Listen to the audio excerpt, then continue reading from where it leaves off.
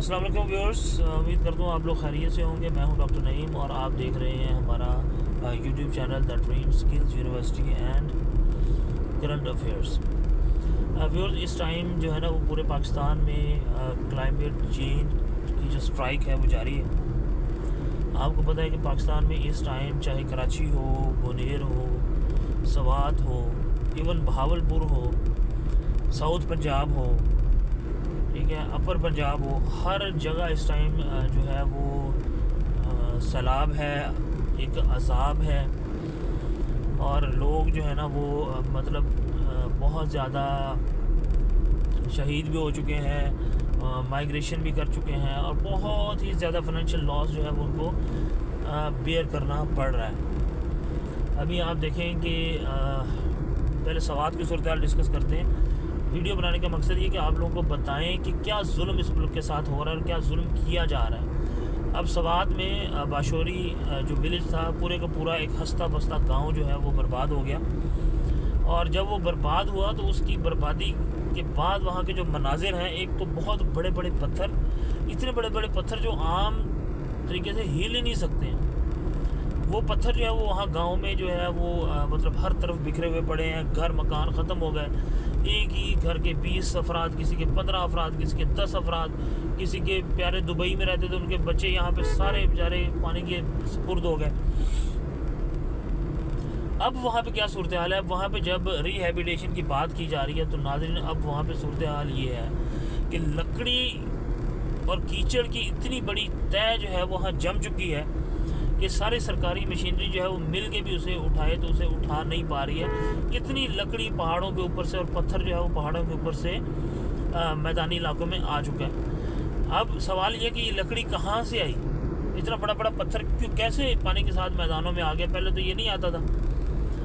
तो अब जुल्म की बात यह है कि हमने जंगलात को काट कर, जंगलात की सफाई कर के हमने इस हद तक जो है वो मतलब समझ लें कि बर्बादी कर दी है कि इस टाइम जो है वो मतलब हल्का सा भी पानी अगर आता है तो वो पूरे मतलब समझ लें कि ना उसे पत्थर रोक पाते हैं, ना उसे दरख्त रोक पाते हैं। और वो कटाव की लकड़ी जो है वो सारी की सारी अब नीचे जो है वो मैदानी इलाके में आ चुकी है। और लोग जो है ना इतनी बड़ी बड़ी लकड़ियों को जमा करके अब उससे जो है ना वो मतलब अपने घर भी बनाएंगे, जो भी उसका कोई यूजेज जो वो होगा। लेकिन इतनी बड़ी मिकदार में लकड़ी देख के आपको अंदाज़ा होगा कि टिम्बर माफिया किस हद तक जो है वो हमारे जंगलात को नुकसान पहुंचा चुका है। और जैसे ये वाटर साइकिल डिस्टर्ब हुआ तो ये क्लाउड ब्रस्ट जो है ये एक रूटीन बन चुकी है।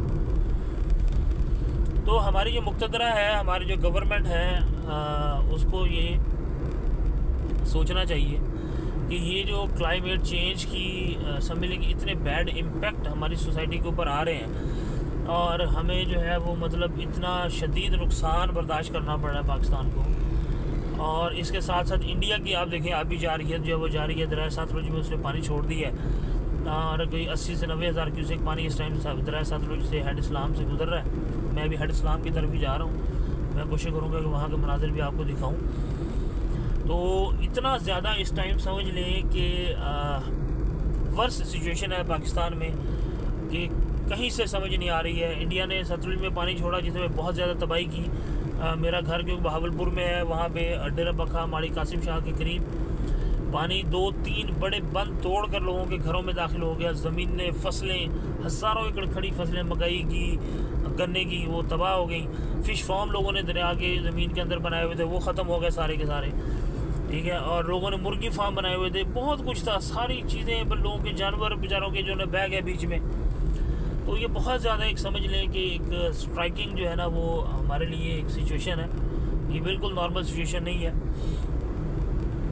तो क्लाइमेट चेंज के हवाले से एक तो ज़्यादा से ज़्यादा व्यूअर्स दरख्त लगाएं, उनकी हिफाजत करें, लोगों को बताएं कि दरख्त लगाएं। अगर दरख्त लगाएंगे तो ज़िंदगी बचेगी। एक तो दरख्त सदका जारिया भी है और दूसरा ये कि इस तरह का अजाब जो इस टाइम आया हुआ, ये फुटेजेस आप लोग मेरी स्क्रीन पे देख रहे होंगे, किस हद तक तबाही मचाई है। कितनी बड़ी बड़ी वेव्स 10-10 फुट 16-16 फुट ऊंची और कितनी स्पीड से पानी नाज़रीन देखें आप पहाड़ों के ऊपर से जो है वो आ रहा है। और कोई चीज़ नहीं देख रहा कि इसमें जो है ना वो मतलब क्या कोई चीज़ को रोक भी पाएगी या नहीं पाएगी। इसी दौरान ये फुटेज आप देखें कि ये डॉक्टर गुले लाला जो हैं हमारी इंसानियत का जनाजा भी तो ऐसे निकलता है ना। ये डॉक्टर गुलेल लाला की गाड़ी आपको नज़र आ रही है, कैसे ये जो है ना पानी में बहती हुई जा रही है, और हम वीडियोस बना रहे हैं, हम उनको बचाने की कोशिश नहीं कर रहे हैं। हालांकि हम उनको आराम से बचा सकते थे।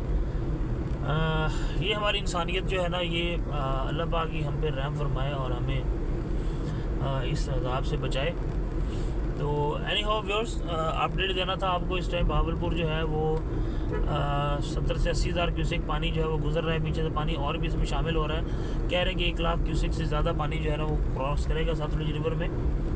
तो ये पानी अब ज़ाया होगा। मैं ये चाह रहा था कि भाई हमारी गवर्नमेंट को ये चाहिए कि अलॉन्ग द रिवर छोटे छोटे डैम्स बनाए और इस पानी को ये जो आता है इसको स्टोर करे, और फिर राब्ता नहरें जो है वो उससे चलाए, और चोलिस्तान के अंदर जो पानी की कमी है उसको पूरा किया जा सके। बारिशें तो हो रही हैं वैसे भी।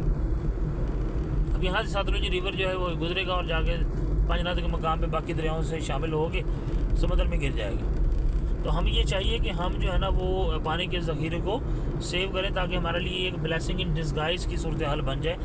हमने पानी तो जो है वो उसका अज़ाब तो भुगतना ही है, लेकिन वो अगर फसलों के काम आ जाए तो हमारे लिए और भी बेहतर हो सकता है।